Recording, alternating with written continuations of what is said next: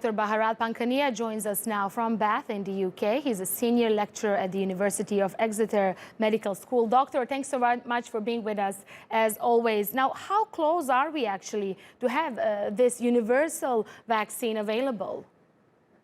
We are not close, but Nafisa, I wanted to tell you that we will succeed. And I'm really pleased that we are talking about it because people like myself have been working on these issues and wishing that it would happen for the seasonal influenza vaccine.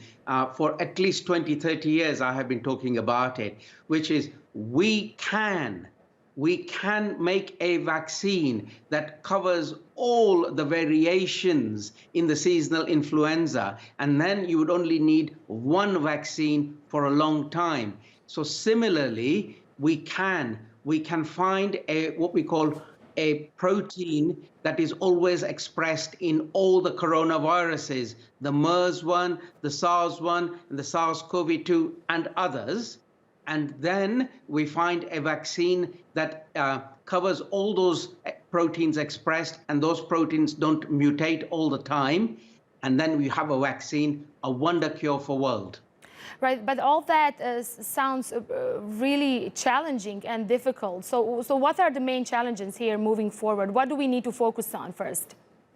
So what we need to focus on is to find a protein that is always expressed by the viruses, number one. And number two, that protein is always the same. In other words, it doesn't keep on changing its makeup.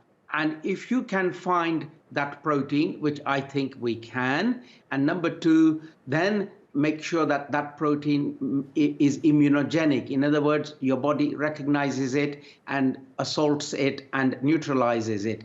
If you can cross those two bridges and a few others, you have a vaccine that will be one vaccine that protects you forever without having to worry about variants, etc.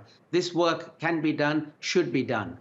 And doctor, is there enough will and money for this vaccine to be developed among the countries, among the international community, especially now after our experience with the coronavirus pandemic?